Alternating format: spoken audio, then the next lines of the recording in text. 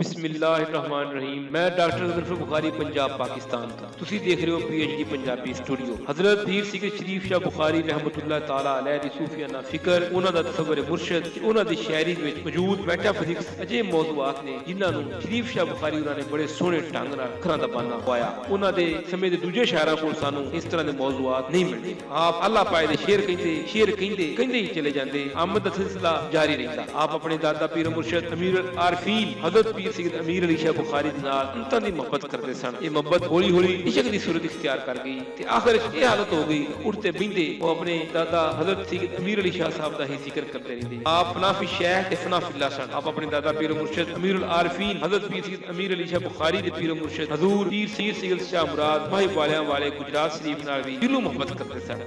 एक बारी जदों आप गुजरात शरीफ उन्हां दे मज़ार अक़दस ते हाज़िर होए ते आपने फिल्म दी कैफ मस्ती दे आलम विच एक मनकबत लिखी जिहड़ी मैं तुहाडे नाल सांझी करना वा।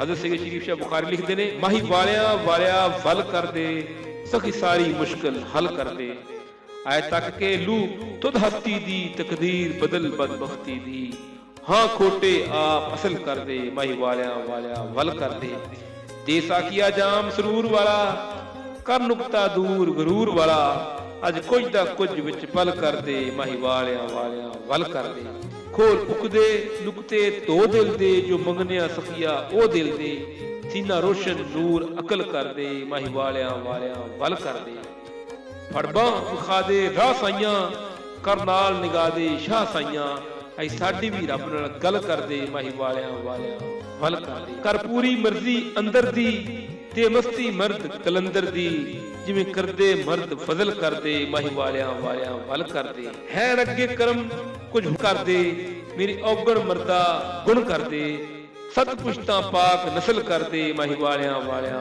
वल कर दे, और केड़ी अर्ज शरीफ करे सदा तेरी प्या तारीफ करे, लिल्ला मेरी भी पाक शक्ल कर दे, माही वालिया वल कर दे।